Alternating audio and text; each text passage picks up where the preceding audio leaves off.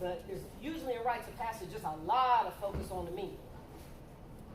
I can tell you why. I'm a proponent of, if you get a hold of the women, you automatically get a hold of the men, because the men do what they do because of the women. And if we set the bar, that's where they would go. So if we don't get a handle on our young women, I mean, I fully appreciate what they do, and we do need men, and we do need warriors, and we need vanguards. But at our school, I'm pushing the lady warriors. Because lady warriors have to get an education. They have to be skilled in 3 extracurricular activities. And one of the things that we do in rites of passage is, I'm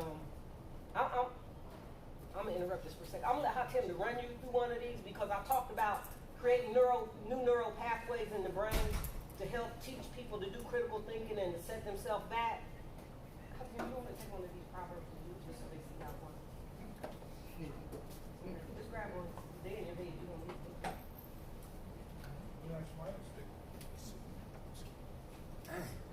Now you got all these books. Don't worry about it. You all like over here on my table. Somebody want to pick one? Do the one from last night. The one from that. Well, that's from now. So, all right. The process we about to do is called wisdom mining. All right. What? Wisdom mining.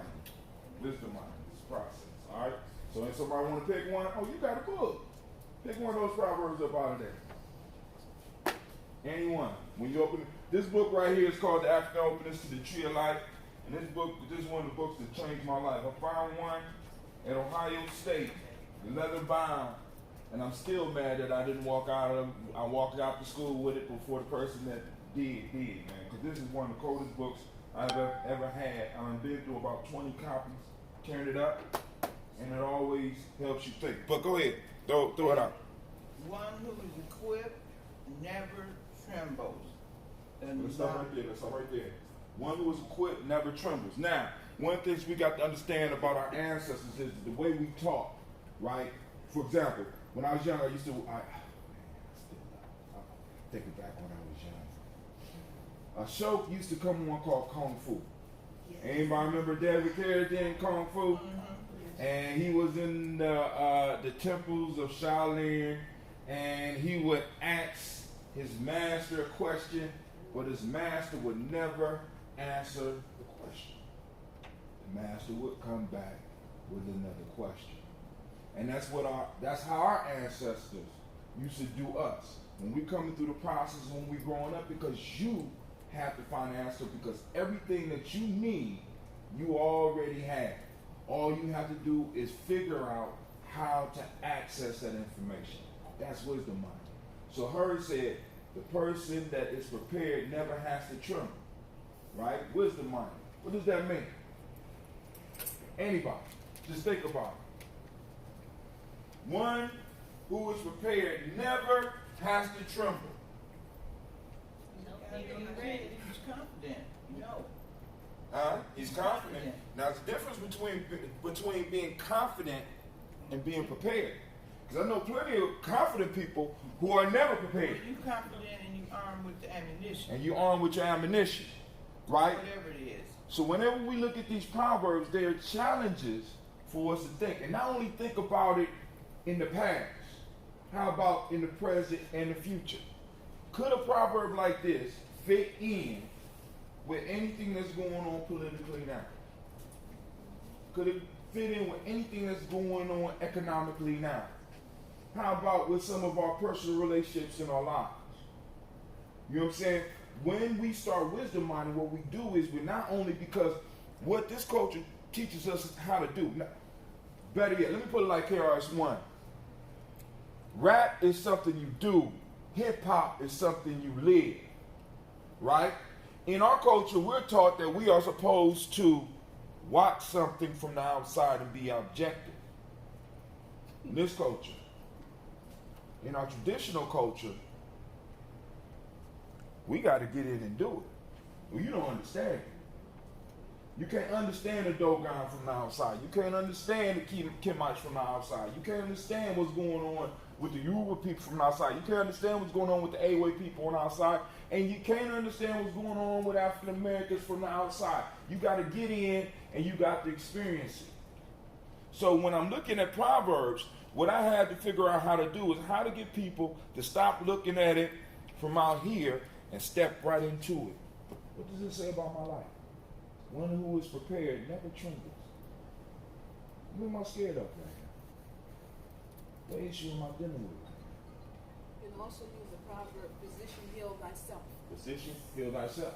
Which brings in other ideas. So in the proverb, just like with the folk tales, because we'll get into that a little bit later, in the proverb, as well as the folk tales, are these little nuggets that I refer to as crystallized wisdom.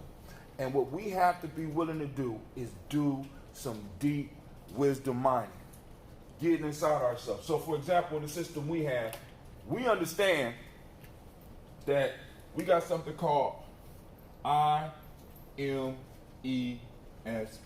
Like I said, I've spent the last 30 years going through this stuff. IMESP. In order for me to be an optimally operating person, at least in our culture, is 5 things that I have to have lined up. I have to have my intuition, my mental, my emotional, my spiritual, and my physical all working together. When all of them are working together, I am what's called the ultimate man, or you are the ultimate woman. Most of us in some form of fashion, some of them not working. Say that again. Intuition, mental, emotional, spiritual, and physical. Like the fingers on the hand. And if I'm able to have them all work together, it's like a fist where I'm able to knock down anything that gets in my way. But if my emotions is wrong, my emotions is off. My emotional finger, that represents my emotional finger, right? If it's off, then everything is off. If my intuition is off, you know what I'm saying? In this culture, we separate all these things and try to deal with them as individual, but the spirit is no good without the physical. I remember my grandmother used to say, man, you're going to become so spiritual, so spiritually elevated that you're going to be no earthly good. And many of us, we separate our spirituality from our actual physicality. We separate our emotional health from our intuition and not really understanding that all of them work together. All of them have to come together in order to be able to move us to another level. So far, part of the rites of passage, part of the cultural piece, is learning how to bring all of these in line so that they can work to keep this circle going. You understand? Because this goes from generation to generation. And one of the things we say in Gye-Nyame is that we are in a generational warfare, right? We're generational people, which means that my responsibility as I go through childhood, my childhood was good. I have to be a warrior. I have to protect the culture so I can make sure that other people's childhood is good, especially those in my own bloodline. Because if I'm a generational people, it's a good chance that I'm coming back through the same bloodline I was in. So what happens if I neglect my responsibilities as a warrior and I come right back into that family? The grandchildren that I neglected, I might be their grandchild. What does that look like for me? It's going to be messed up. So if I handle my business in this life, not only am I making my life better, but I'm making the life of my children, and one day it might be me better. Because this is one of the reasons why in a lot of traditions, they set the baby to the side and they looked at him and they studied him because I want to know who's coming back. And it's usually somebody out of my bloodline. So that elevates the whole responsibility piece because with how we've been taught, it's all about me. You can see it when we're dealing with our children, it's all about me. We can see it with some of ourselves, it's all about me. But from this perspective, it's not about you. It's about the culture. How do you get people to buy into something that goes totally counter to everything that they know? Everything. And are you bold enough to do it? Because there are young people that's looking for this. There's older people that's looking for this. A system that says you are important. Matter of fact, I put it to you the way one of my elder brothers put it to me. brother by the name of Chief Albino Garcia. We was on our way to the Sundance. I was riding with him, and I was going as a guest. And he said, brother, I tell you, you got to remember, you are no higher than in the eye of the Creator, you are no higher than the blade of grass and no lower than its roots. We all are the same in the eyes of our Creator. Remember, you're no higher than the blade of grass, no lower than its roots. How do you translate an idea like that into a culture where it's all about the bag? Everything is mercenary. Even we'll sell this. We'll sell that. We're competing with a culture that says everything is for sale. My warriors are for sale. That's called mercenary. My nation builders are for sale. That's called dirty politicians. My elders are for sale. Matter of fact, I just give them away because they're useless in a system that is based on the bag. Are they not? So you got to line up all these. And one of the things that we had, see, you shouldn't let me up. It's bad when you feel guilty all by yourself. I told you, they don't let me go. Hey, but now I'm almost finished. But listen. So, she has a book that's titled The Hero's Journey. And I'm going to start this off so that we can get into some of the more practical tools, because when we talk about rites of passage, there's a certain piece in here that a lot of people was missing. Because when you look at the rites of passage, you don't have to do a lot of research. Because our people left the secrets in the Proverbs and the folk tales, and the myths and the legends. Because basically, what the rites of passage is, it's nothing but a self-inflicted or community-inflicted hero's journey. That's all it is. Every rites of passage program is based on the cultural hero of their time. Every last one of them. They go through the trials of those great individuals or of the founders of their culture. I take them through that inflicted trauma. Because all trauma can be bad, but there's also other types of trauma too. And there's other ways to respond to trauma, and when you get somebody to line this up, they are able to process trauma a lot differently than someone else. It's hard to tell somebody to look deep into their trauma and to learn from their trauma when their intuition is off. Their mind is crazy. Their emotions is everywhere. But if I've got all these lined up, I can look at trauma and pull the diamonds up out of it. Pull the crystallized wisdom out of that. So what our ancestors did, they structured trauma. So in the hero's journey, you had the first step was separation. You find this in every story. Every story, every hero story, from Harry Potter to Hercules' tales to even the story of Jesus or Buddha or Muhammad, any hero goes through the separation phase. And this is the phase where they are removed from everything that they know. So in the rites of passage, what do? We take our children away from everything that they know. Like this weekend, we're doing a camping trip. Take you away from everything you know. Separation, right? This has to happen. But it's one more thing that happens first. I'm sorry. First thing is the call. I'm sorry. You receive the call. For some reason, you need to go. You need to move. Something is calling you. And you have two types of heroes. You have the person that rises to the challenge and moves out. And you have what's called the reluctant hero. Many of us on our journeys, we are reluctant heroes. Example of reluctant hero is someone like Jonah. I don't want to go there, but life eventually makes you sends you exactly where you need to be. But then you have the willing. What we're trying to do, we're trying to develop willing heroes, because those are the best type of heroes. So we got the call, we got the separation. From separation, you have the initiation. Initiation. I always spell it wrong. The initiation is where you give or where the person symbolically dies, all rites of passage ceremony, there has to be some type of ritualized passing on. Death and resurrection. Because in the resurrection, a person receives new information. This is why when you look at traditional initiations, especially in Africa, when a young boy left, his name was JoJo. When he comes back, his name is Frank, and he's walking a different way, he's talking a different way, because he has went through an experience where he has become someone new. Now, Tara Hostel stressed the fact that she focuses on the young girl's rites of passage.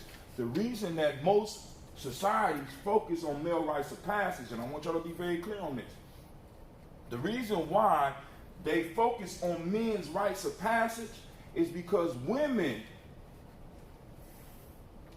in traditional cultures are mainly seen as magic.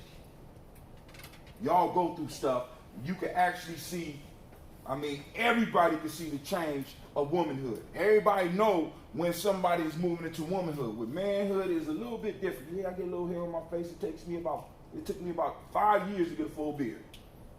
You know what I'm saying? But the whole piece is, rites of passage was initially a male thing because males didn't have the actual physical symbols that women had. And men were trying to compete with women, or at least keep up with women. Because women, when they gave birth, how many people got children in here? I'm talking about female. How enjoyable was that experience?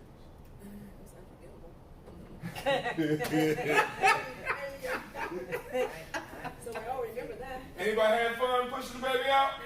Yeah, it was fun. She said one time. How about the first time? No, the first time I had, they call it epidural. Right.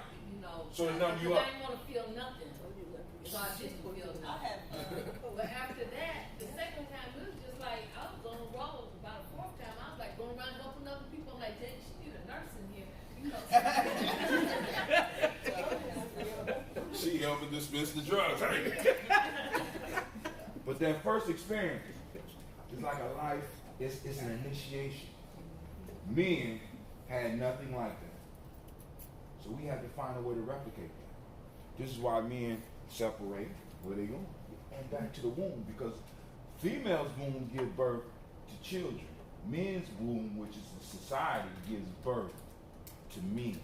We take boys and we form them into men so that they can have that visual rites of passage. That's why some will come with teeth knocked out, some will come with marks on their face. Not that we're doing that with the children now, but they will come as a different individual after they went through the trials.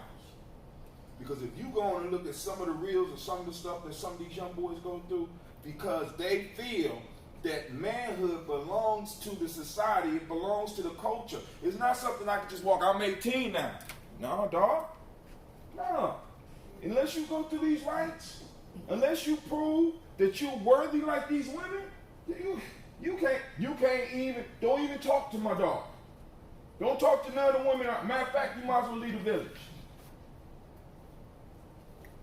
Once again, getting back to those borders, from inside as well as from outside, because if you are not capable of making it through this process, this is the process that your great-great-great-grandfather went through. The founder of who we are.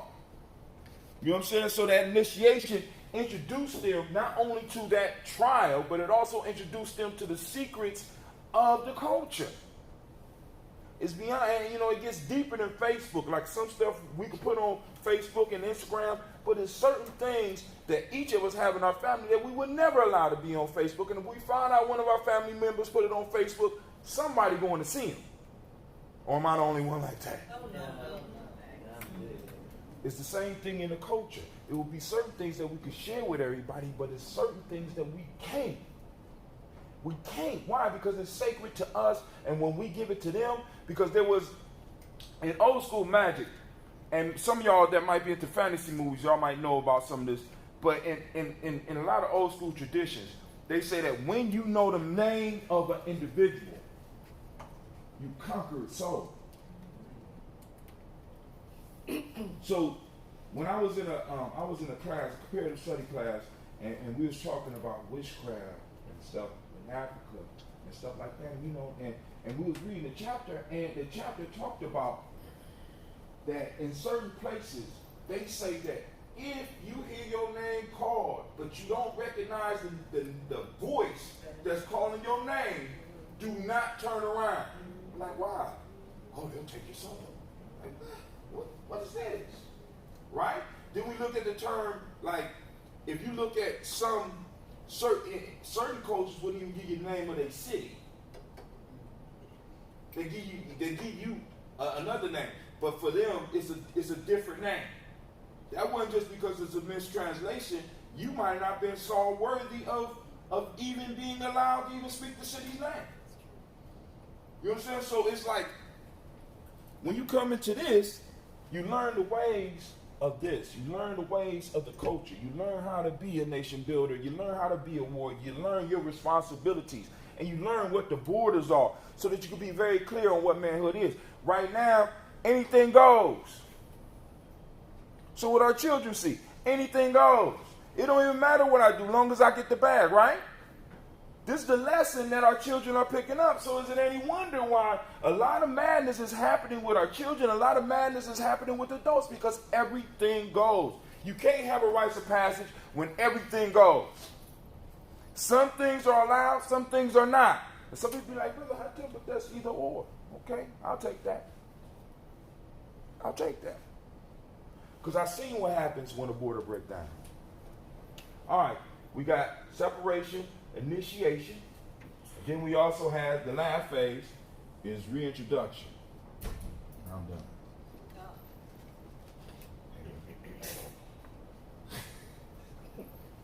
Reintroduction. When you come back to the community that you left, a new person, a new being, with new responsibilities. Your mama no longer look at you as her baby. You know, like I tell my mom all the time, you always gonna be on my, no, I'm not. I'm not your baby. Different person. She get mad. Okay, all right, mom. I won't. But you still my baby. Right. I'm on camera talking. I talk tough off camera. I don't care what my mama say, I'm not her baby. That's Kwame, man. But anyway, but the reintroduction brings you back into the society where you are able to participate in this whole process. And that is what's important. And this is what we have to formulate. Now, the IMESP, that's Gye-Nyame stuff. That right there, separation, initiation, reintroduction, that's universal. Keep forgetting the call, bro. Oh, and the call, you know. And I ain't talking about on your cell phone. You know what I'm saying? You get a call, but sometimes it might be on the cell phone. But I'm gone. Go ahead. Floor is yours. Okay. Thank you. Begin to set up. So important. I'm moving like I'm going in the clinical direction now. The first thing that we do with that is, so I start off with real easy proverbs for them. When you take these proverbs from anything, you have to, however you define it, whether it's Webster's or you got your own definition, they can't be wrong because it's yours. You define the key words in the proverb and define it. Okay? Then you state the proverb in your own words. You retranslate it in your own words. What does this mean?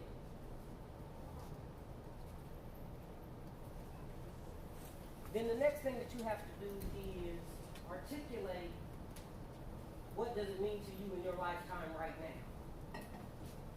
Now, they never get old because in different stages of your life they're going to mean different things. One must slay the boy for the man to live was functional when I had kids. They would grow up and ask me to borrow money. And they hated my proverb. And I would be like, yes, I could give you $10. However, knowledge holders say one must slay the boy for the man to live. So while I could, I won't. Because because I need you to develop into full-blown manhood where you manage your money and don't have to come to it. Because if you can always fall back on that, you'll never learn to manage your money. So one must slay the boy for the man to live, say the knowledge of. And I just break them off with a proverb. And they're like, oh, there she go with a proverb. So then they just walk away. I didn't really get an argument anymore. When it came to my husband, one must slay the boy for the man to live was he had this horrible habit of not being able to find his socks. Like my uterus was a finding device. Where's my socks? Where's my keys? Before he even looked, where's my socks? Where's my keys? I'm like, I couldn't find them for you. However, he's like, okay, here we go with the proverb again. So, in terms of like young people, learning to think critically is a skill that they need to develop because everything for them right now is immediate gratification. Everything, microwave food, microwave relationships, microwave emotions. Today I love you, tomorrow I don't. So you have to teach them to think critically. So when they come in my office, it's always a mental exercise. Because I don't tell them what to do. I ask them the questions that allow them to be able to figure out what it is that they need to do. And sometimes they'll leave with a headache. And that's because you don't use your brain enough. I mean, that's just real. When you have, and I tell people with these proverbs, when you do more than 3 a day, you'll get a migraine if you do them right. Because you're creating new neural pathways in your brain. And it's going to make your head hurt. However, if you do it over time, not only will you get a deeper knowledge and a deeper understanding, you'll be able to more effectively do critical thinking in a crisis. Because your brain will automatically go there. Does that make sense? And I thank Mr. Brown for that. Because it was probably, after he got it, it was remarkable for him, and it was remarkable for me too. A lot of always remember. And once they always remembered it, they could apply it to a lot of different situations. Then they could take it home and use it on somebody else. It's called a meme. Yeah. And clients in treatment, and even kids are good at that. You'll teach them a concept. Like we were doing nutrition, I was telling the guys in recovery about health and nutrition and, because I'm trying to teach them about healthy ways of eating what animals have to go through. So he goes home and he tells his wife, she makes a big breakfast, and he's like, your husband said I can't eat that. Yeah. I mean, that's kind of what addicts do though, don't they? So she called me and she's like, I'm like, whoa, hold on. I said, when you come pick him up tonight, come in, because he's going to take responsibility for that. If he didn't want to eat the bacon, he didn't need to put it on me that he didn't want to eat the bacon. He needed to have the courage enough to tell you that he was no longer wanting to eat the bacon and tell you why. So we kind of like had to work through that. But even that kind of stuff can be a community thing. Because you could take the right thing and use it for a wrong reason. You could take a truth and beat somebody up with it. So is it still viable once you do that? So you got to kind of, and it's one of the things that we learned at DYS, those kids are very bright, and so they pick up skills real easily because they were bright in the street. That's why they survived. The ones that weren't so bright probably didn't even make it to DYS. I had the movers and shakers, I call them earth disturbers. And they always thinking and moving things around and moving energy, and that was just energy run amok, but you had to grab it and harness it. You had to move it into a direction, and one of the things that they all had in common was they were all addicted to knowledge. And it's amazing to me that they go to school and they don't want to learn. But when you get them and you get them in an institution and the counselor can't do them for 45 minutes, but you got them all day and almost all night and they still don't want to go back. Doing critical thinking and sharing that with each other all day long. So, something wrong with our school system and the way we're trying to teach. Right? Is it relevant? Is it true? Is it meaningful? And if you really want to get a kid to read, you got to give them things they're interested in. I never had a problem with kids in the institution, even the ones that didn't know how to read, because what the content that was in the material was what they were trying to get at, and learning to read was a consequence of that. That make sense? Because if he got it, I want it, because I want to be able to dialogue with him about it, and everybody wanted to have the hit for the day. So it pushed you to want to learn to read and understand the meaning of what it was that you were reading. And the Tree of Life was beautiful for being able to do that. So when we take all of this stuff that he gives us, and then alcohol, it's the same process. There's a call. You might have got a call from the PO. You might have gone to jail and that was a separation. Now you got time to think about what happened and what it is that you're doing and the impact that you're having on other people. Then you make a decision that you want to change. It's like, okay, if you want to make this change, these are the things you got to do. You got to come to group. You got to stay clean. You got to go to meetings. You got to develop your peer network. You got to get a sponsor. You do those things, you're able to get clean. You're able to articulate what your life issues are. You get stuff together and you're dealing with the brotherhood and the treatment group. My treatment groups always had, I had 3 tribes, Rumani, the Kandus, and the Butola. They all worked together to make sure something happened. They made sure that each other got the meetings. The women, the same thing. The elders, the same thing. Sometimes I had problems with elders. Like Queen Mother, a lot of times, would like quit group in the middle of group. She's like, group, I should say, I'm like, go do some snuff, so group was over. So, when you get to initiation, and I truly believe that this is one of the reasons that we were so successful in drug treatment.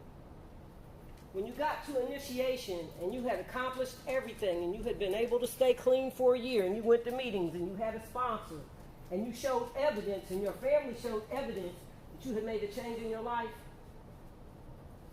you got a new name.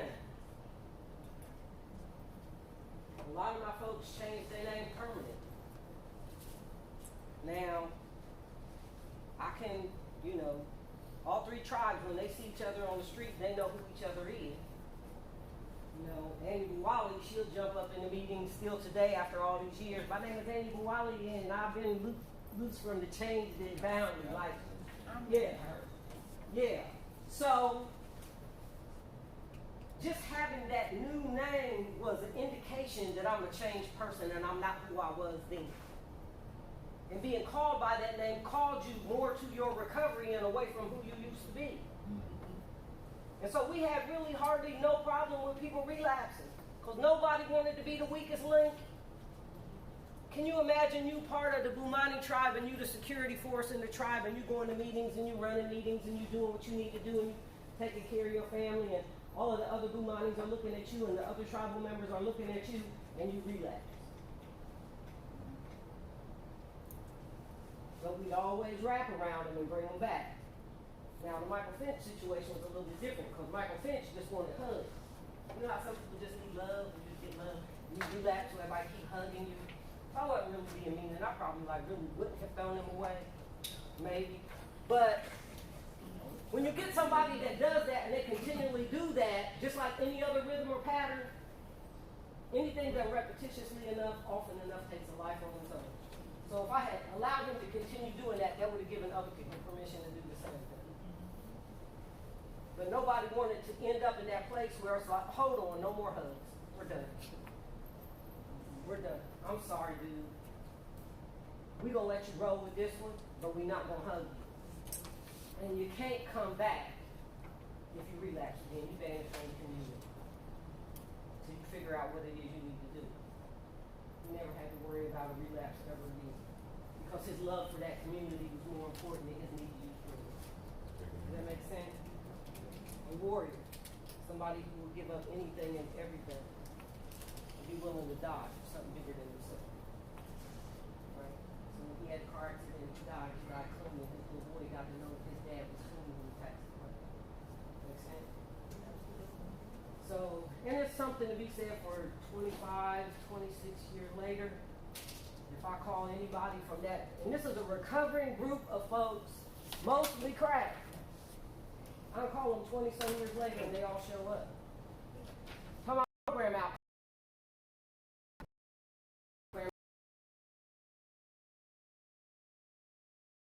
Okay, because if you define the problem wrong, you're not going to have the right solution. And you can't look at somebody as a drug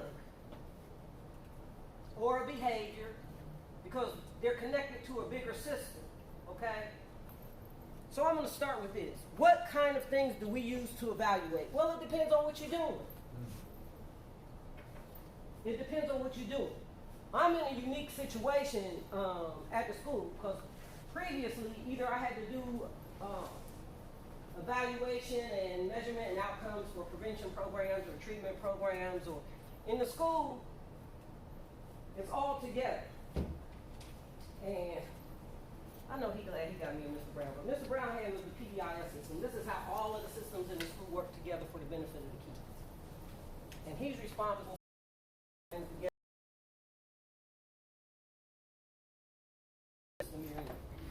You're going to find administration and staff and clients, agency and the certifying bodies, funders. There's always going to be some clashes somewhere, right?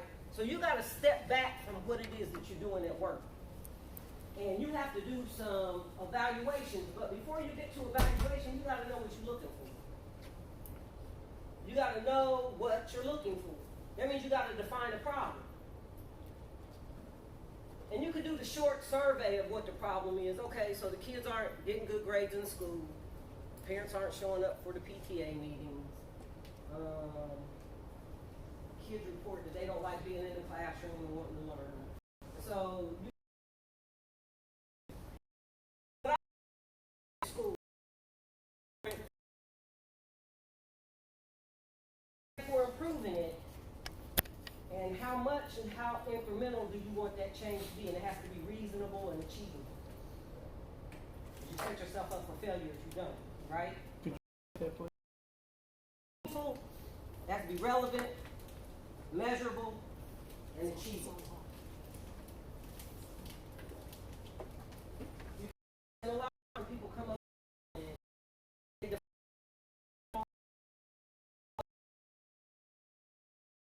to solve a problem that really didn't exist, or if it existed, that wasn't something that you needed to resolve. So let me use this as one of the things that I did was I looked at our kids, and I looked at the fact that our kids were doing a lot better than Columbus Public Schools. So I'm like, we must be doing something right in terms of academics. We did have, and this is when I got there because there's a lot of stuff going on before I got there. God help me. I just came to do the behavioral health piece, but got involved in other stuff. So I looked at the school and I looked at the babies that were coming in, and I was like, there's pieces here missing, and the pieces aren't connected. We got kids, the kids are here, but we're a community school. Where's the rest of the community? Where's the dads? Where's the moms? Where's the elders? You see them at drop-off time, see them at pickup time, with the exception of a few really great and invested parents. But for the most part, they weren't showing up. So you would have a meeting to call them all together, and they wouldn't show up. But they would show up for football games, 1,500 cars in the parking lot football time. Grandma there, uncle there, aunt there, cousins there, everybody there for football. If it was a showcase or a holiday event, they would show up. The father-daughter dance, they would show up. The mother-son breakfast thing, they would show up. So what that says is we show up to be entertained. But see, your baby is not going to be a pro football player if he don't get these grades. You got to get in here and talk to these teachers, and you got to talk to us so we can figure out what's going on and develop a plan for your baby, because we can't do that with you without you being involved. So the first thing I decided to do was let's look at really what the problem is. So I went to a search institute, and of course those 40 developmental assets, that was going to give me an overview for our middle school kids. What were their internal and external assets looking like? What you got in front of you is the results of that survey last year. It was the end of last year we did the middle school. I looked at it. There was another piece, and that survey, I didn't share with you the whole thing because it's huge. It looks kind of like this. And it gives us an overview on a lot of what's going on with our school and our kids. One of the things that stood out for me was that a lot of them felt relatively safe in their home, and they felt like they had good functioning families. But then I had to ask myself, as compared to what, if that's all they know? If you got a home and a roof over your head, that may be how you define a good family. When you look at other kids that don't have what you got, you may consider that you got like a good family or a good functioning family, right? So I had to take it with a grain of salt. But I looked at the internal and the external assets, and I looked at the responses that were in that evaluation. And the at-risk pieces of that really scared me. I don't think this is in your part of the report, but only 41% of our kids in the school identified as African American in the school. That's almost 100%. So what would that tell you if you saw a statistic like that? If you saw a statistic that said in a school with 100% African American kids, maybe with the exception of one or two, they didn't identify as African American. Identity crisis. The larger society did an excellent job at fractionalizing our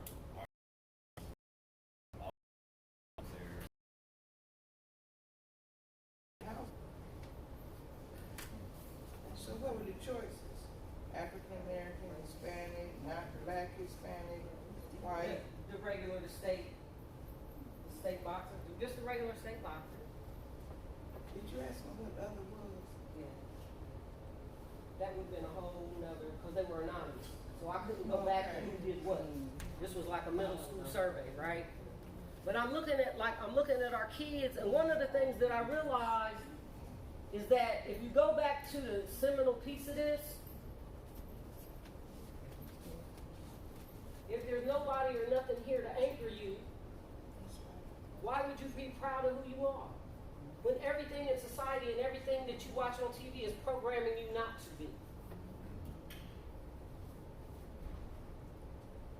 And I love my staff, I really do.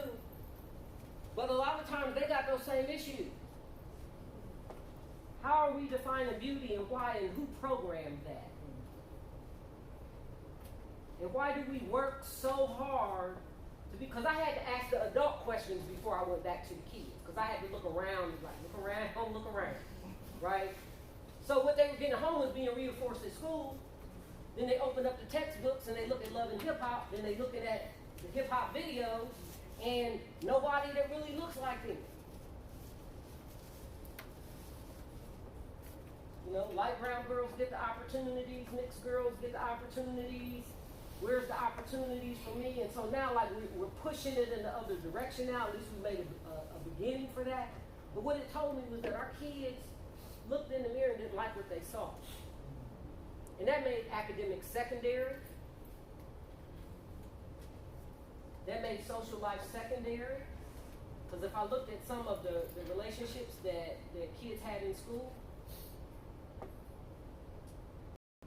I think my perception is a lot of it is secondary relationship with their parents. Because the girls beef with each other for no reason at all, even when they don't have a boyfriend. They go into a situation looking at what's wrong with each other. And they react to that. And if there's a boy involved, it just compounds the situation.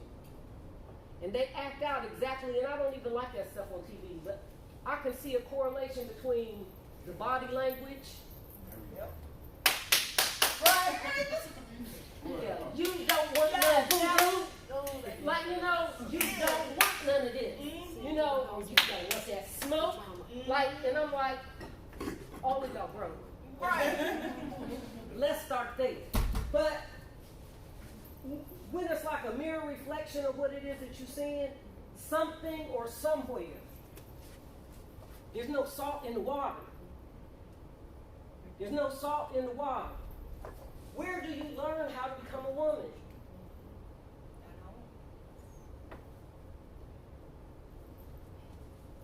And if you don't learn it at home, it's still possible.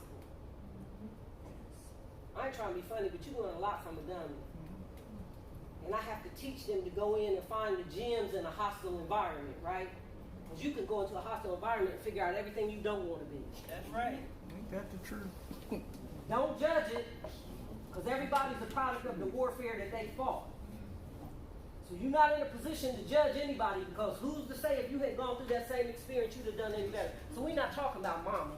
We're talking about the choices that you need to make for you right there. Right? Separation. Knowing the difference of theirs and mine. Like I said, my granddaughter was saying, none of my business, none of my business. Okay? Because what happens is when we take on all of everybody else's stuff, we got a million reasons why stuff happens. Let's carve all of that away and take a look at you and who you want to be. Who are you now? Who do you want to be? Who do you see yourself as in 10 years? And how do you plan on getting there so I can hook you up with the people that can help that happen?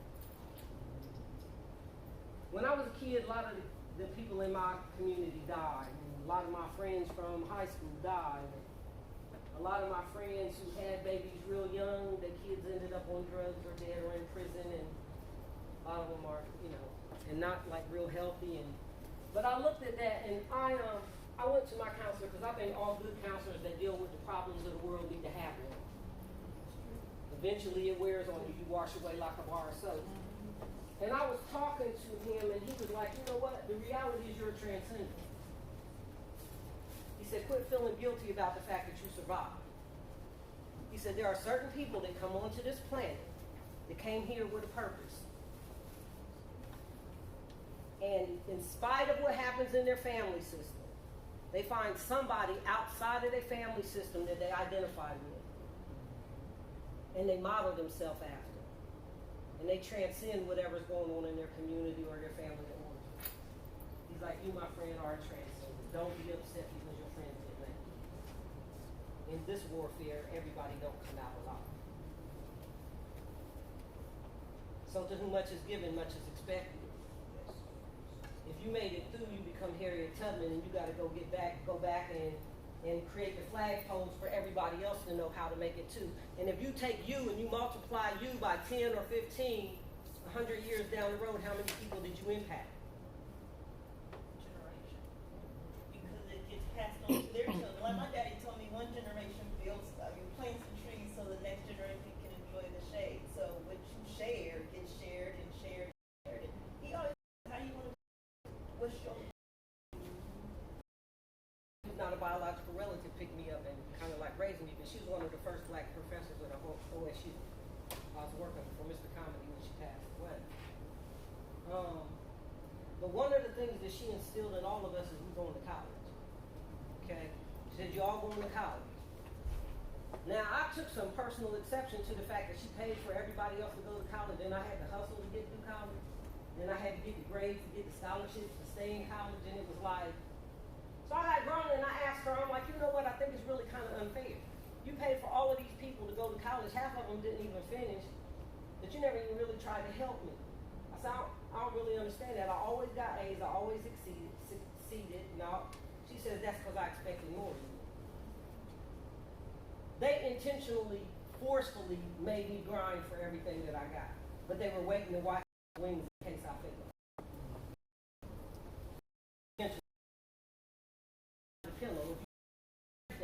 They'll never do. And when you tell the stories about when you're talking to moms and they want to do everything for their babies or they want to give them everything, of course we want to give our kids what we didn't have, especially if we struggle. But the reality is those struggles has made us who we are. So if I got a baby chicken and an egg, is that your way of saying that I didn't? That was violent. No. That was violent. That was your initiative. If I tell away, it's the muscle that it needs to live on the outside. Watching me peck my way through the shell was probably very painful for me.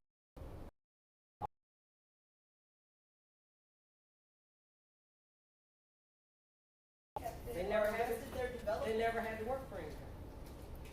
And when everything is handed to you, you don't develop muscle for living. And so when they got old and they got ready, at one time I had 3 hospital beds in my house because I took care of everybody before they passed me. That's why you told me quit brushing Rosie and let him do it himself. Yeah. No, I told you that because he's 10 years old.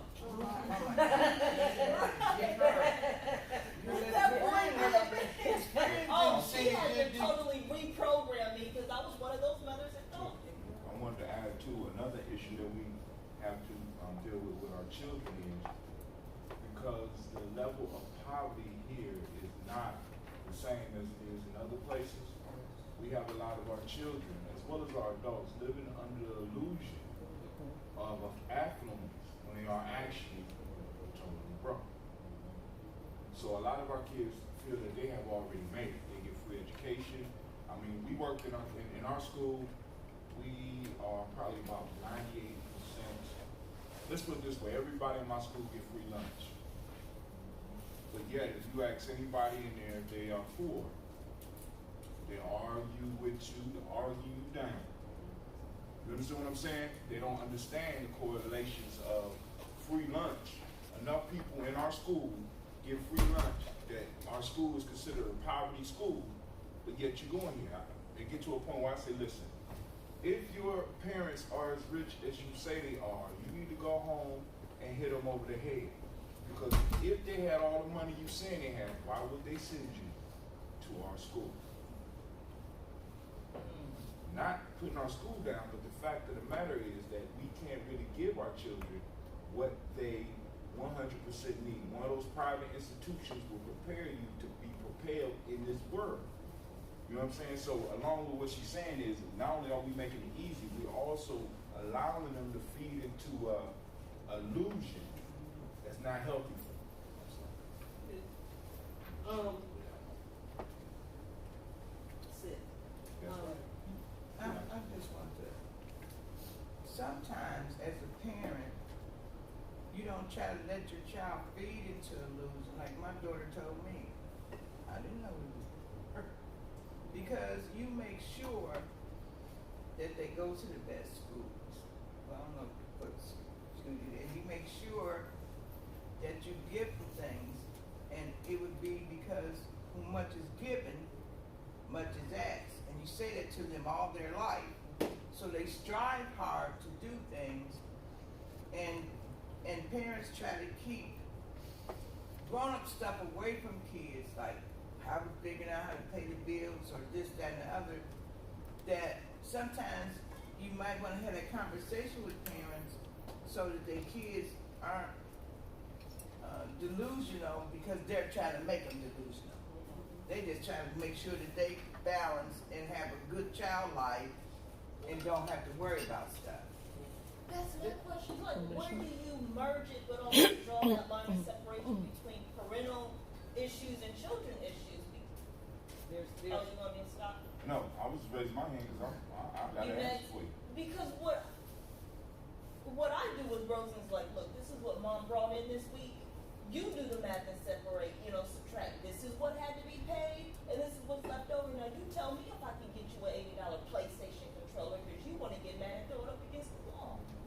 Okay. But it also works against me because Ms. Tara Sidney says, well, Mom, your budget will be better if you quit smoking. Your cigarettes are $10, and you spend that 4 times a week. All you So can say it is bit I me in my shut. tail All you can say when. is I shut. But my job is done. He's doing critical things. Thank you very much. Here's the thing. This is No the trick. disputing that. This is the trick. Rosa went from acting like a 5-year-old to now I have to look at your budget. Look at that quantum leap that he's being asked to make. He's been brushing his teeth and brushing his hair and getting him dressed to him becoming independent and looking at your budget. Permission to speak. Yeah. Now, here's the reality. He could have done that all along. He was capable of doing that all along. But you guys were so effective at what was happening with Rosen is I'm looking at the paperwork and I'm still thinking Rosen is 6. When his dad said in the meeting, he's 10 years old, I had to push my chair back. Because Rosen come and walk like this anymore. Cute. No, it's not cute. Don't say that. Academy Award winner. So I'm like, stop the train. Stop the train. Rosen, I need you to walk like a big boy out of my office. Pick your head up and move your feet. And ever since then, he's been. And he does it at home too, and I'm loving this. He just got permission to grow up. Yes. I said, quit ironing his clothes, quit putting his clothes on, quit brushing his teeth, quit brushing his hair. Yes, I was doing it. You don't have a problem. She got a problem, right? But that was all toward working to be a good mom. And we back to the chicken and the egg again, right? We caught Rosen early. Think about all of the kids that we didn't catch. Permission to speak. Okay, So, go ahead. you know, I didn't do that. in the earlier part of this workshop, we were talking about the idea of how we deliver truth. And Brother Hatim and I have this conversation all the time about how questions are asked. When a child is asked, you know, if they're poor, and they really have no concept of what it is to be poor, then you have to break that question down and ask, okay, are you receiving, you know, free lunch? You know, and you know, you mix in various questions like that, so that not only you have a better idea of what they understand their condition, they will have to understand their condition. My for because I value in being in terms of money. If you got people that love you, if you got a school that wraps around you and protects you, if you got food to eat every day and a roof over your head, I try very hard for them not to have a material orientation. I want you to look outside the material world to see something else. Do you have a brain that functions? Does your body work appropriately? You know, do you have grandparents that love you? Are you able to like celebrate holidays in a kind of like strange kind of way? That makes you rich. Because we know kids that got all of the material things and they're poor. They're spiritually and emotionally poor. So how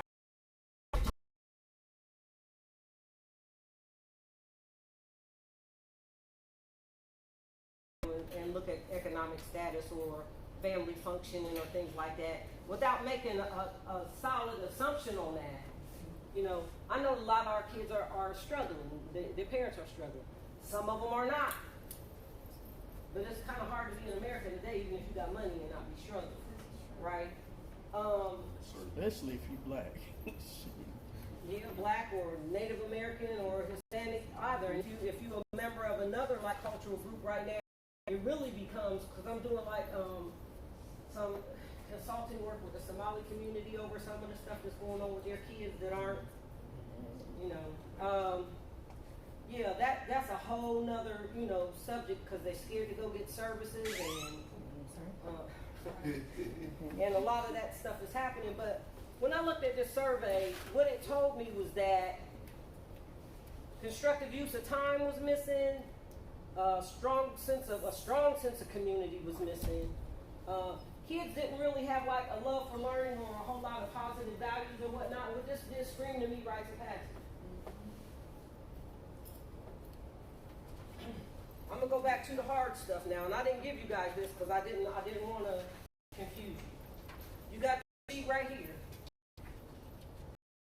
and when I came to how we were going to develop rites of passage, I looked at all the ODE in their badges. How does ODE spell success? Culturally, how do we spell success? Spiritually, how do we spell success? And then I came up with these pillars. And so Director Russell came to me and he's like, these are the badges for ODE. This is the Millennium 7. And every time I would get it down into something I could do something with, he would bring me something else. So I have about 8 standards that I'm working with. And when I got them all finished, he brought me another. What I did was I put them all on note cards, and I categorized them by similarity. I merged and collapsed, and doing that. What I ended up with was this. And I'm like, okay, I need to merge and collapse again, but first I needed to define these. Okay, these were the key pillars. So what I did was, I took all of the key pillars. What do we, as human beings, what do we need? Health and hygiene, emotional functioning, character development, family community social orientation, intellectual development, academic success. I looked at all of those things. I'm like, okay, I got to collapse it again. Because I got too many categories. This is probably why the state of the art stuff. You guys do not have this because I didn't want to confuse you. There's 3 tiers. What's the first who's mom? All of those things that I just told you about, probably those 75 things, I broke them down into 5 categories. Some of them were duplicate across, and some of them were similar. Collapse, collapse, collapse, collapse. And I just kept praying that he didn't come with another one because I think I would have had a meltdown. But there's 5. Education, character development, and social emotional learning, which is like big with the education and behavioral health right now. Self-mastery. I gave that a category all on its own. Spiritual and cultural awareness, and business and technology. Our kids do not get a lot of business and technology. They know how to use the phones, but they don't know how they work. And technology is moving so fast that, you know, what is it that we need to give our kids? What is it that we need to give our kids that's going to allow them to be able to achieve? So when I started looking at measurements, I looked at these 5 categories that all of those other things could fall under here, right? And Lord, I didn't give you this, but under each one of these, like character development, social emotional learning, trust, respect, gratitude, discipline, reliability, work ethic, punctuality, teamwork, community service, and leadership. It's reinforced in the classroom. It's reinforced in gym. It's reinforced in drumline. It's reinforced in drum and dance class. It's reinforced when you meet me in the hallway. Don't like flip me and if I say good morning to you. That's not how you that's not how we do this. But it's a whole new, for a lot of them, a whole new way of communication and relating to other people. Now, Director Russell has a thing at work where all of the men have to wear ties.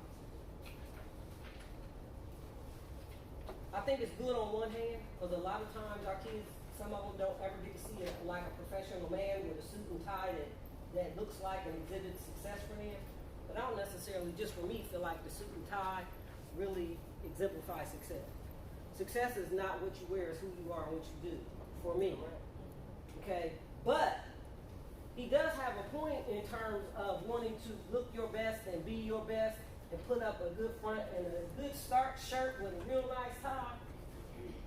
With the 175 ways that Mr. Brown has figured out to tie one and put it on the videos. He gives us regularly how to tie your tie. But that piece of it is important, but social and emotional is like, I keep thinking to myself, and I give it to them, being emotional in this warfare will get you killed. It doesn't mean that you don't have emotions, but you use them appropriately. We all got emotions. And then I go back to Africa and I teach them about those emotions. Hermaket, or the Sphinx, has a beast body and a pharaoh's head.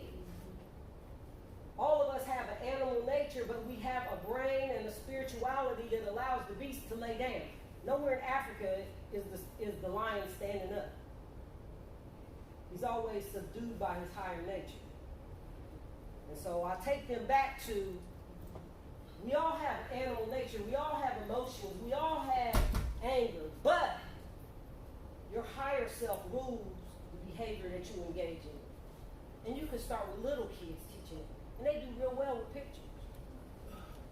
It's like, is your lion standing up there? Because if you let him get on all 4 feet, it's going to be hard to lay him back down again. Like, he's trying to get up, right? The lion's trying to get up. But you can teach social emotional learning in a way that's engaging to them in an age-appropriate way. I have a way to teach young people to de-escalate and calm down and go inside. And a lot of times it's mindful exercises. I have these little things, and like staff laughs at me, but it works because it keeps some of them alive from day to day. I have these bubbles, these little things of bubbles, and I have them blow bubbles for mindfulness. And when they blow the bubbles, they forget all about what was going on. You gotta remember, little kids don't have a long attention span. They blow bubbles, they watch the bubbles, 2 minutes, they forgot what they were even mad about. So then you can talk to them about what happened. You know, and I think, Lord, she left me with them big boxes of bubbles, so I'll be doing bubbles from now on. But cultural and spiritual awareness, for us, it's more a matter of knowing that there's something bigger than you that's guarding you and protecting you when nobody else is around. However you define that culturally or spiritually, whether it's the ancestors, whether it's angels, whether it's Orishas, whether it's, whatever it is, you have to know that you're important to the universe, not just the people in your house. And that you came here for a special reason. So it's important to us for you to survive so you can fulfill that. Does that make sense? And I talk to little people in little people terms with big intent. Because the good thing about little kids is they never forget. I had kids in summer camp that were like teenagers still trying to wear their little kid summer camp shirt because it meant that much to them. Because we taught them karate, we taught them dance, we taught them drum, we taught them critical thinking, we taught them, and they carried that with them into adulthood. Even when they stumbled, it brought them back. Even when they stumbled as grown people, it brought them back. A baby bird seeks its place of origin. When home's not a safe place, we're your place of origin, which is one of the reasons we can't quit, because people keep coming home. Either they come home because they need help or tune up, or they come back to help. And I can't ever be sorry about that. But level 1 is, what are you going to impact? And I divided it into 5 sections. These are the things that we're going to impact. Underneath that, for tier 2, how are you going to impact it?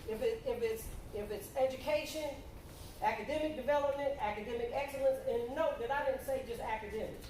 I said academic excellence. Because if you start with excellence in your mind, if you shoot for the moon and miss, you're still amongst the stars, right? Critical thinking, learning agility, oral communication, and creativity and innovation. How am I going to measure it? Study table, tutoring, online supports, mental agility exercise. And those happen in the hallway, they happen in my office, they happen on the phone, It comes in.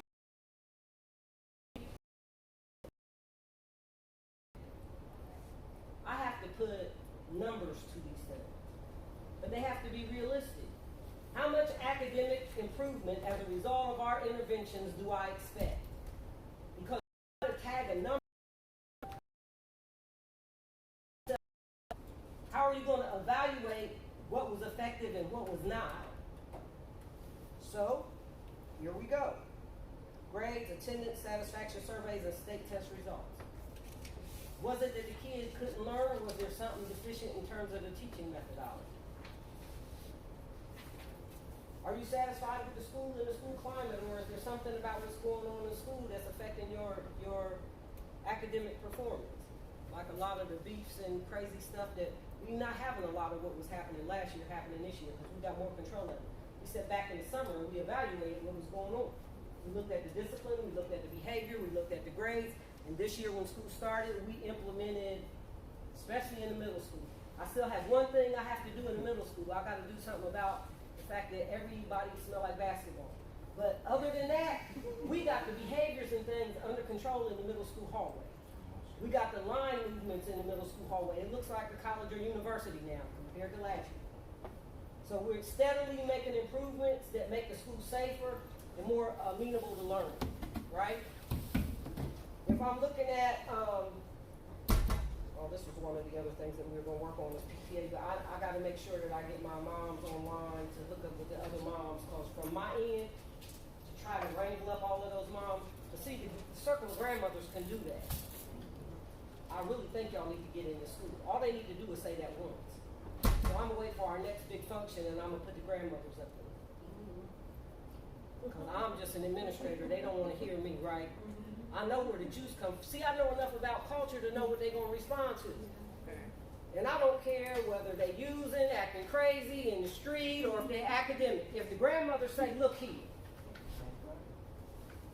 When they got that look right there, that one. They're going to show up.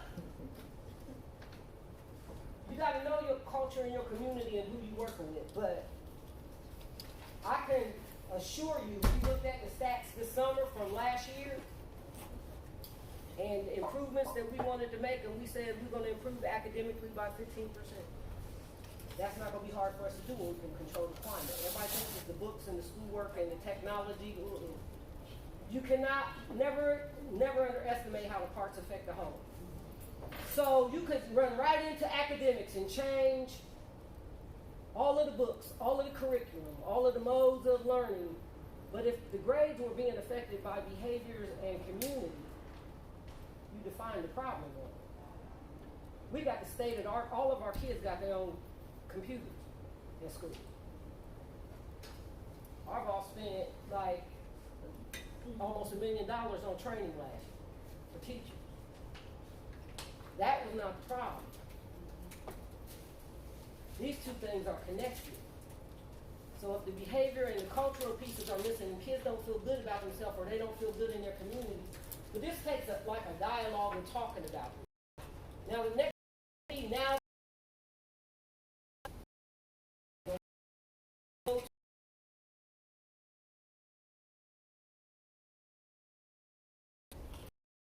the one thing that I always guarantee them is that I can promise you we're doing better than Columbus Public School.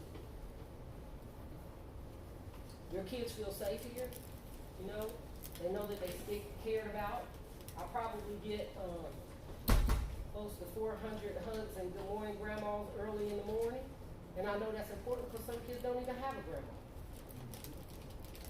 And then they'll come in and hug me and then they'll say, I got a cold and my throat hurts. I can't afford to take off work. But I go in to hug them anyway, and I'm like, okay, ancestors, this is your time to like step in here and make sure that I'm okay. Because usually one of them is sick, there's probably about 1/4 of them that's sick too, or they step outside your office and throw up, and then you think, God. I mean, that's what happens when you deal with babies, right? But you're evaluating all along what's happening, and then at the end of the year, I know exactly what my benchmarks are and what I'm looking for. If I work on these things all year long and I do a midterm evaluation, I'm not surprised at the end of the year when I do DAP surveys and we've improved by 15% right along with our academics. But too often we're looking at stuff in silos. I have modules that I'm working with. And if I don't do anything else well, I produce outcomes. That's kind of like my mark. That's besides working with tied to something successful. I'm not going to roots are too deep for my culture to be shaken. And I know that I came from greatness and I exude that kind of greatness. He say I'm what do you say, extreme? That's because he's a Sith. But I think in terms of like excellence, you know, and like my 14-year-old, my 15-year-old sometimes say, can you just let me be a kid? I'm like, no, I'm getting old. I need you to hurry up and fast track it.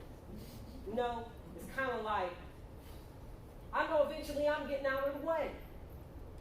I can't be here forever. So I need you to get this. I need you to get this because you got little sisters and brothers and cousins that are going to be looking up to you. So I need you to get this. So I don't want to push you or push you too hard, but I'm pushing. I'm pushing. And me and Mr. Brown, he won't say, but we can't keep going at the rate that we're going. It's not normal for somebody in their 60s to be doing 8 to 8. And I was on my way. Well, I mean, that's just what some of us do. I mean, we into that Harriet Tubman thing. I don't care if I don't make it to the other side as long as I make way for you. You know, I think about Harriet Tubman every time I had a crazy thought. Like, what would she think about?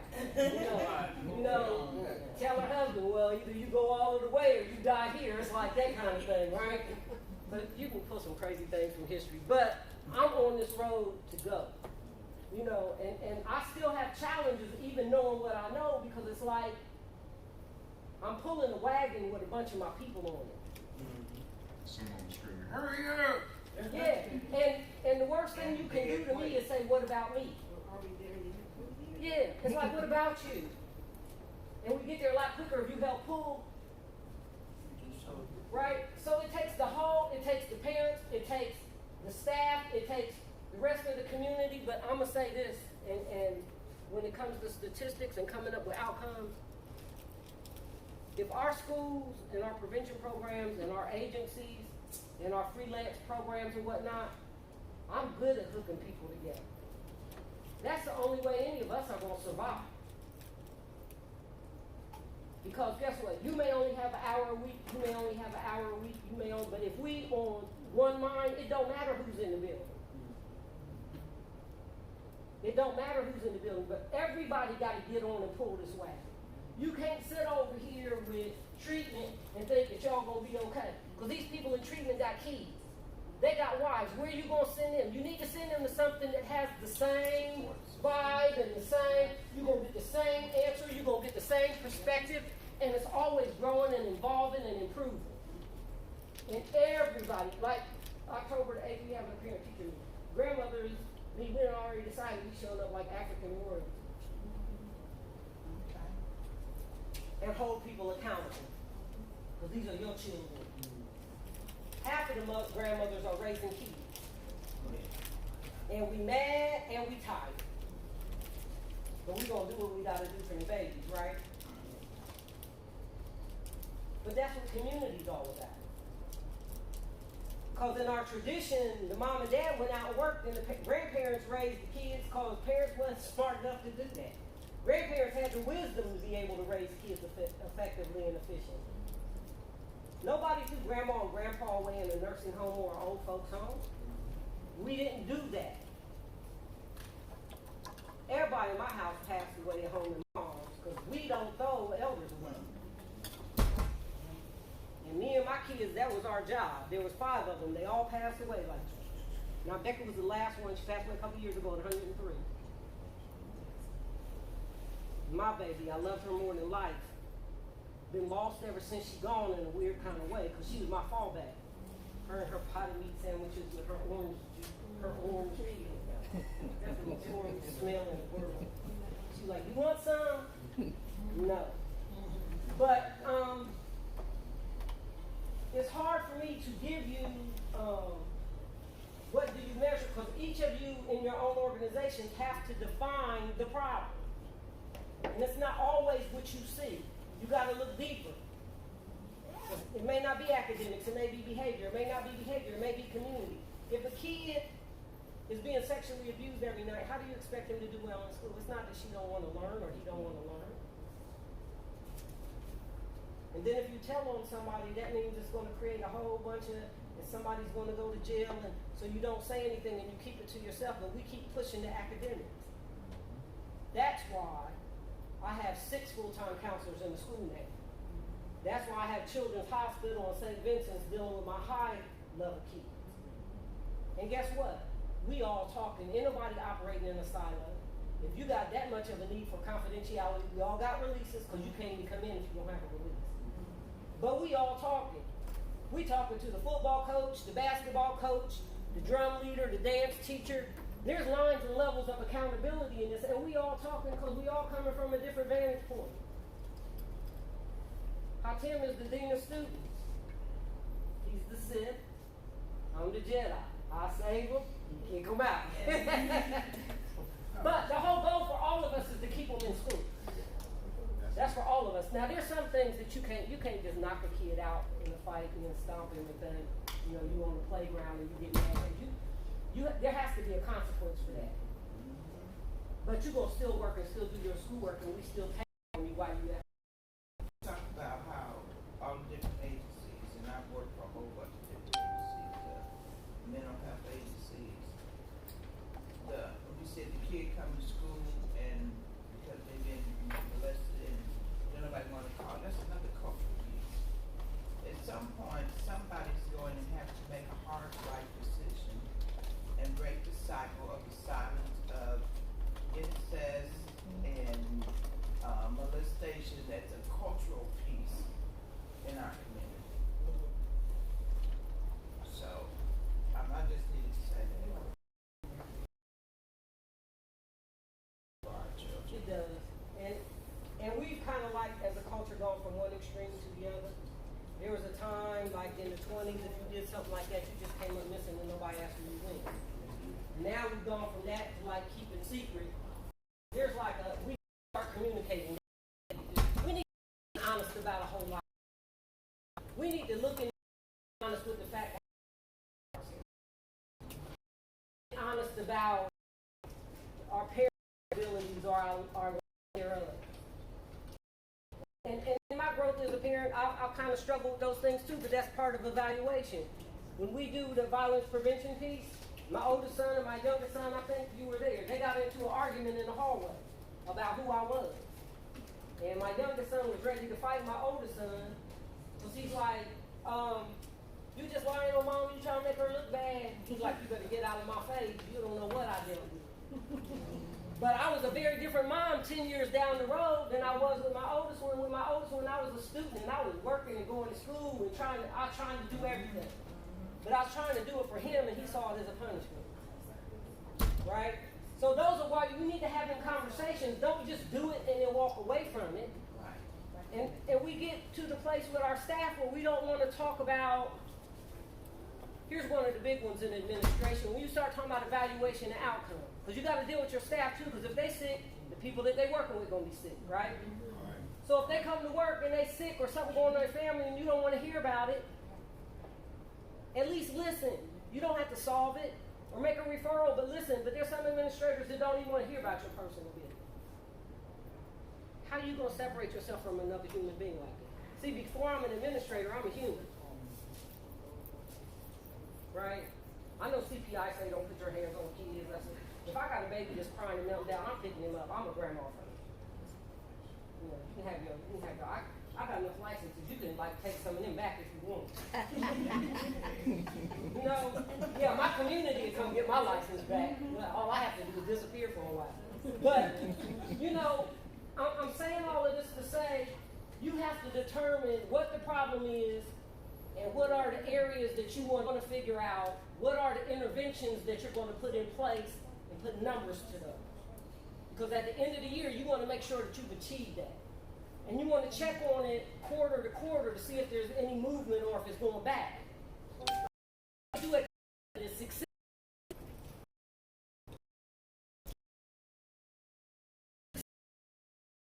Success with the money. Successful programs that produce outcomes can get grants. I have so do you do in this evaluation process, do you do say the gap at the beginning of the school year, that's where you figure out that at the end of the year you say you put a number to improve about 15%. You do the gap at the beginning. I'm looking at all of the categories. I'm looking at all of the things on the on my map. This is my master plan right here, and this is why I didn't pass it around to everybody. This is the master.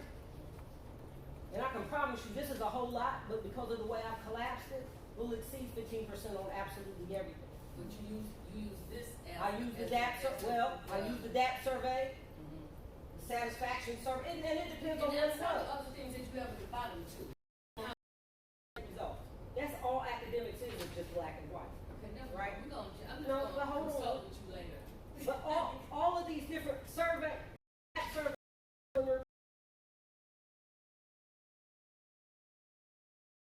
to measure academics. What are the things that I can use to evaluate spiritual and cultural awareness? How can I measure those things? If I'm looking at, because you look at some of them and you kind of get stuck. Because like cultural awareness is the pre and post test, journals, and the Tree of Life book. I know if somebody completes the Tree of Life book that they've done some work. Because their journal is reflective of the fact that they went through that whole book. Yes, yeah. So you can create an inventory. Right.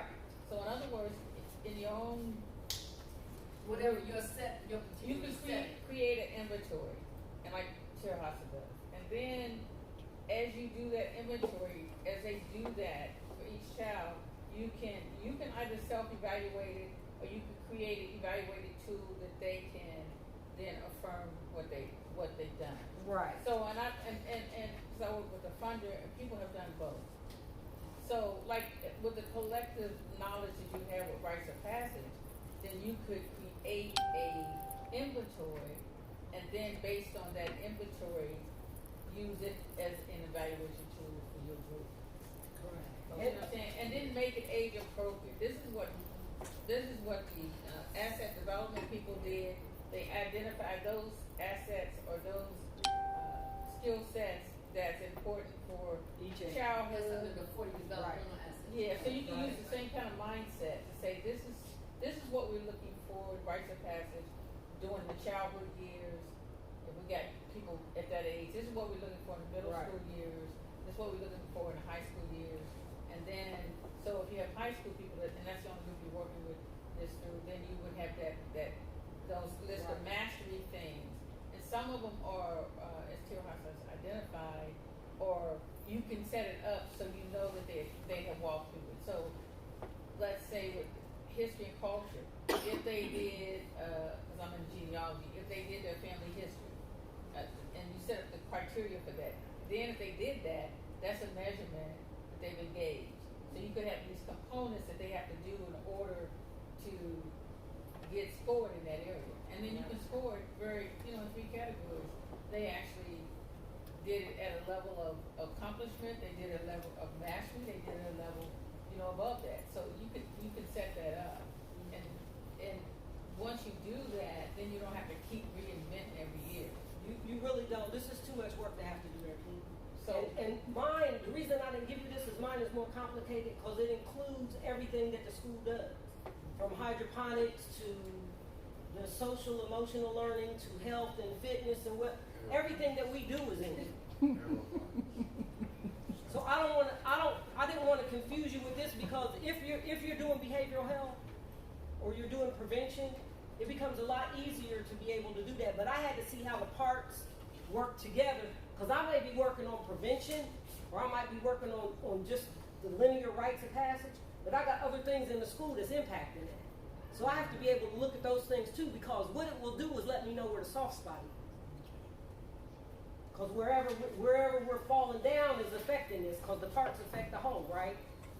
So because we have so many different elements in the school, I had to expand what I was doing in terms of evaluation. It reached every element of what it is that we do in the school. Because academics, we may be getting straight A's, but people falling apart. Or they may be flunking in school and, I have to be able to correlate where the things are. But it's easier for me because we do have behavioral health in the school. And we meet on a bi-weekly basis on every key. And we talk. And if there's something major or Mr. Brown is involved or the outside agency, if there's one involved, if I need to make a referral for psychological services, because that has been a big thing too, beyond the capacity of the counselor, to be able to link the psychological services. And it's a little bit easier for me because I've just been around for like 40 years and I know everybody. This encompasses all the social, emotional. Those are the 40 developmental assets. Internal assets, external assets. We covered all of those because I figured if I looked at that would give me a better idea of where we needed to concentrate our efforts in our evaluation. Some of it was a little bit confusing because if you talk to kids, but in compared to like some of the other friends or their friends or whatnot that had dads in prison or whatnot, we got kids with SWAT running in the house and dad going to jail. And so if you're comparing your family system and your family system is great because that's not going on, that doesn't necessarily mean that it's It ain't got stuff. right. And so that's where when we get into doing evaluations and we begin talking amongst each other with behavioral health and the teachers and we all communicate, I just refuse to be in a place where all of that stuff going on and people operating in silence. Because then you mess a kid or a parent up. I got a treatment plan, you got a treatment plan, you got a treatment plan, the teacher got a plan, and all of these things are impacting on this person, whether it's the family or the kid, and you're messing them up. So if everybody's not talking, my thing at the school is, give me your treatment plan, give me your IEP, then we're going to sit down and talk about it. Because we may be doing 3 entirely different things and have that expectation, wonder why the kid's melting down or the parents falling apart. Right. So we need to work together to synthesize that, just like I did in evaluation. You got to tease it down and tease it out to a place where it's manageable and you can measure something. How do you measure success? Where do you want to go? See, you have to ask that question first. How do you measure success? Where do you want to go? What do you want to accomplish? Start with the end in mind. Where do you want to go? Where do you want to go? Where do you want to take your agency? Where do you want to take your school? Where do you want to take your program? Start with the end in mind and then work your way back. That's the best way to do it. I know where I want to go. I know what I want to achieve. I may not make it in the first year, so let me cut that back by 50% and then figure out how I'm going to get to that spot and where's my soft spots that I need to shore up so that we can get there. Numbers, units, and dollars. System understand numbers, units, and dollars. And it's the least favorite part of what I do, but it gives credibility to what I do beyond the visual. So we could take numbers and make it look like anything. Really, truly, you can play with numbers. And it depends on what you want to measure. If you want to measure something that's easy and not meaningful, you're successful at what you measure. But there may be some, is it relevant and is it meaningful what you're measuring in terms of human development? So, for example, here in Columbus, the truancy rate is something like 34%. So, let's say you're doing the Rites of Passage program, and you say, I want to connect with the system. So you would look at, your group of kids, and then you could look at, as you work with them, how are they doing in terms of school attendance? See what I'm saying? Now, if they start coming to your group regularly and you have a requirement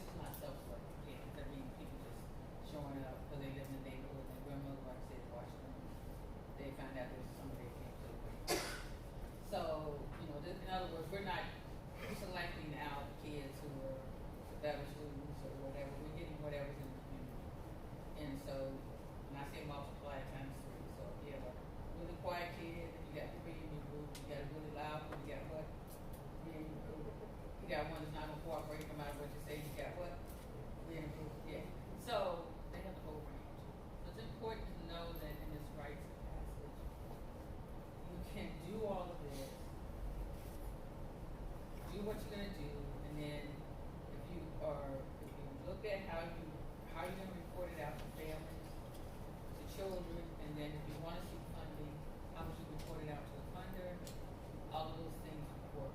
So what Terrell Hofstra was saying, she's in a school building, and so you can't say every year that the children don't move towards some level of improvement, because they monitored.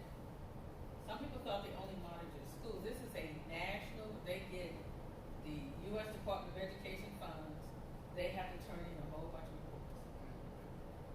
Okay, so this is national, and that's why they can grade high schools, and that's why they can grade school districts on the national level, not on the local level.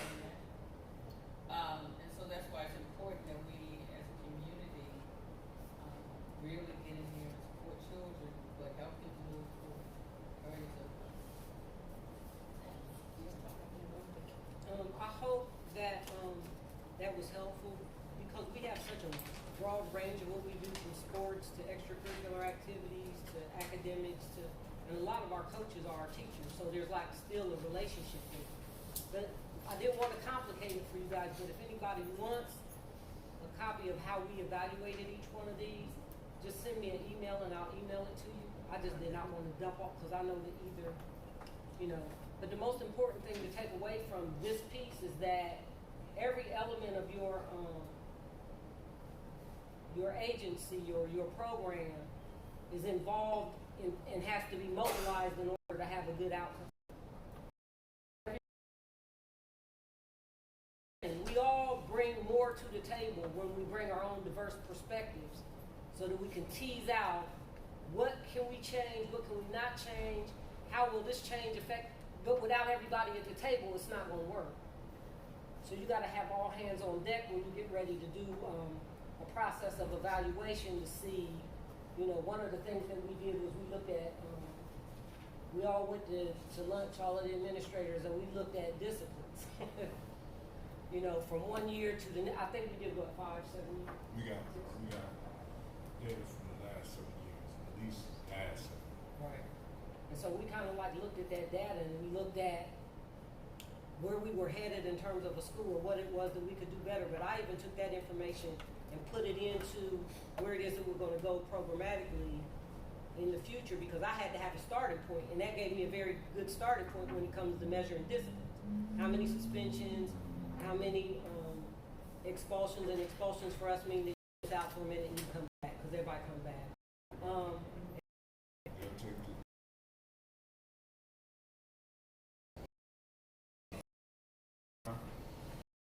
Y'all are not collective, right? So who dictates that they come back? Is it based on whether they have an IEP, or what their condition is, or everybody gets the same thing? It's like, for example, at the most that I probably can expel somebody for is 68. Anything over 10 days is an expulsion. You need to realize that. So, up with suspension, I can go a total of 10 days. Okay. But when they do something, like, I'm going to describe some stuff that might happen. Some outrageous Stuff. You're like, yo, we got to expel. You know what I'm saying? And like I said, you want to, sometimes you have a few parents be like, I'm taking my son out. I'm taking my daughter out before this hit. We got the majority of our parents be like, they messed up. They got it. We ain't going there. I had 3 kids come through here before him. He's going to graduate from here. Right? Is the K through 12 school? Yeah, no, K through 8. K through 8. Because, the whole piece is we try to put the community into the school. You know what I'm saying? Because it's like, yo, we have literal families. I got my own kids going there. You know what I'm saying? It's like skin in the game. I got my own kids going there. People see this. You know what I'm saying? I got my nephews going there. You know what I'm saying? The people, and literally, I am some of the uncles. I didn't even have to expel one of my granddaughters before. You know what I'm saying? This is how the school is. So it's like we're really trying to build families where people have become families and have made lifelong friends at this point. So trying to pull the whole community in, because if we're going to do anything rites of passage based, it has to have community at its center. Culture forms a community, community forms success. And even when they're expelled, they're still part of the school. Still So part we're of the still school. monitoring their homework on their Chromebooks and their paperwork, Oh, and we trying. still calling to check on them. We Now, still if they don't trying. do it, we'll call and say, like, Mom, what's up? You're supposed to make sure that he got this done or whatnot. Sometimes. But we do our part. We sure try. We sure do try. So, I mean, like I said, we got parents that got child. Because you gotta remember, as far as discipline, like she get 3 and 4 counselors. It's me and one other person. I'm the discipline dude, so I not only got to deal with the discipline, I got to go and settle down classrooms, I got to monitor the bus. You know what I'm saying? If there's another issue in any part of the building, I got to deal with it right then, right there. If it's a suspension, I got to deal with it. If it's an expulsion, I got to deal with it. And then if they're expelled, I got to keep up with them getting a computer as well as them completing their work. So we do the best that we can. We do You the best. signed up for this job. I mean, that's important. I don't call it a job. I call it an adventure. When I keep on saying, like, because the issue for me is, I'm sitting up here saying that, you know, this is my culture. I am blessed to be able to be immersed in a place where I'm able to practice my culture. And I have mastered the skill to be able to take my culture wherever I go. Every last job, matter of fact, I have never had a job. My fault, I did work at UPS for about 2 nights. But other than that, I have never had a job because I embrace my culture and I be like, I'm bringing it with me. And it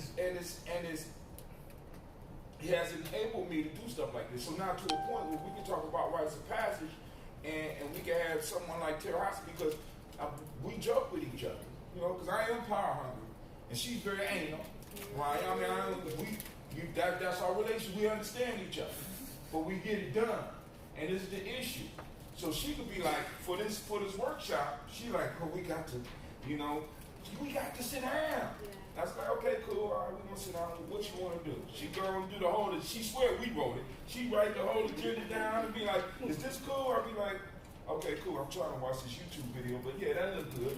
You know what I'm saying? Because now, I know for a fact that I could rely on her to kind of measure, as well as get up and be able to present. And she can rely on me coming in and being able to present. And provide her with the information that she needs to kind of measure.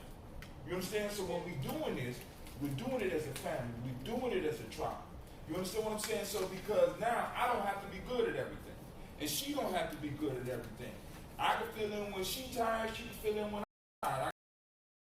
Networks so that we can kind of surround our children without necessarily burning ourselves out. See, because when we talk about this, it's like that's why I stress. Saying, so if you are at a place where you want to implement this, don't do it by yourself. Please don't. Build your team. Please. And your team goes through a rites of passage with you. First. You understand what I'm saying? Because because like, if we look at the history of the school that I'm in, the superintendent, for those that was in here for the video, was a young dude on the screen talking about, it was all that bad, blah, blah, blah. He has been involved with this forever. Since he was about 13. Since he was 13 years old. He bought his first car working at Club Surrender. We do, and he volunteered in the school to a point where he became president of the board. We start seeing people come in, fell in the school, and he's like, I can do just as good a job as them. And he got in, and he proved it. Then I came in. Then one day we was having a conversation about certain things that we need, and we said, all right, boom. Here we go. You see what I'm saying? So it's like, what we was doing voluntarily eventually morphed into something much bigger than either one of us could conceive. Because considering the fact that we started, she started we've been doing this stuff a long time, but when I met her, she was at Club Surrender, I was at APDS. We went from those small buildings to a point where we have a building that's a quarter mile around with a backyard big enough to do, I don't know if y'all remember the festival we used to do over here, what is it called? Juneteenth? It was big enough where we could do an actual Juneteenth in the backyard. Where we could, 3 football fields have football games. So when he say, Gye-Nyame, and she says her family, it's like, boom, we've been working so long that we got groups of people that we can call on and that we can depend on. And when you're forming your group, you have to be able to dig that so that each one of y'all on your talent. Diversity is key because everybody's not going to do the same thing and everybody's not going to be good at the same thing. But with everybody putting their heads together at the table, you can come up with a viable product that's meaningful. Because everybody's going to see something different in that process, right? You trying to do it by yourself, you only going to have one perspective and you're going to miss something. Is your whole staff, do y'all all, the whole staff go to do rites of passage, or? Not everybody. Okay. All right, so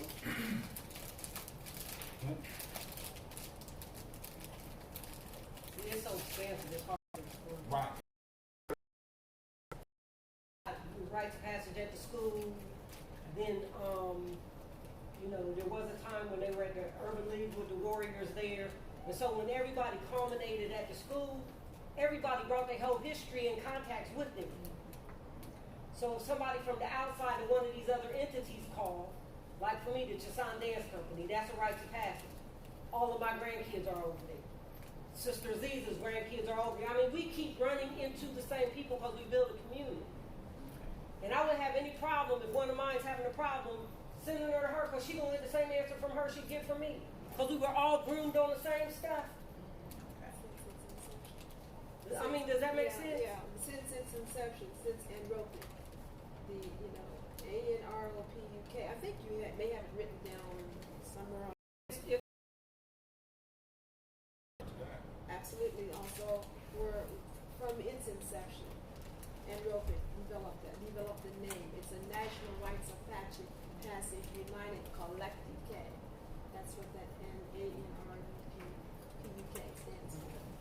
So, and then from that, just to add, from that initial beginning, we had our own what they call Jamal, which you had just mentioned, Terhasa just mentioned, that several other groups had their little rites of passage groups, So we call that title as Jamal. It's just the language that goes with it. And that became not only regional, but it became national. And that came in. I just wanted to mention one thing that you were speaking of. I wanted to holler out so bad when you were talking about how we had to come together collectively together. I wanted to say again what I love is one of your mottos, what time is it? And then you holler out nation time. Nation time. I love hearing that because that's a spirit, that comes within you once you know it or you've heard of it. It's like it gives you that fight, that strength, that energy. It's like, yeah, that's the title I need to spike the energy in me to go on and do. So what time is it? Nation time. And then She's talking about when we was mentioning Simba. Yeah. Remember, I love it. nation or tribe, or even family, stable, historically developed community of people, territory, economic life, distinctive culture, language, and time. One distinctive culture, part of distinctive culture is for Simba, as well as language for Simba, as well as some people, they know language. So if I say too black, enough enough people know it. If I say what time is it, they say nation time. See, because when we talk about developing these things, we got to make sure that we develop a language. We got to make sure that we take and develop symbols so that we all can understand and speak the same language. That's the code. You understand what I'm saying? So it's like, because it's hard to describe what goes on at the school because everybody is not involved with the rites of passage, but there's enough people involved who have come through rites of passage where we know how to make it work. And even if they're not, they observe this. There's one of the things that happens with talking about. And if there's one unity of energy that happens, that's a synergistic core that we call it. We all speak in one language, we got one aim and one mission, so in spite of our differences, this is where we're at. But I'm going to show you how Mr. Brown can control that energy in a group full of boys, okay? Just men, no. Good. Men.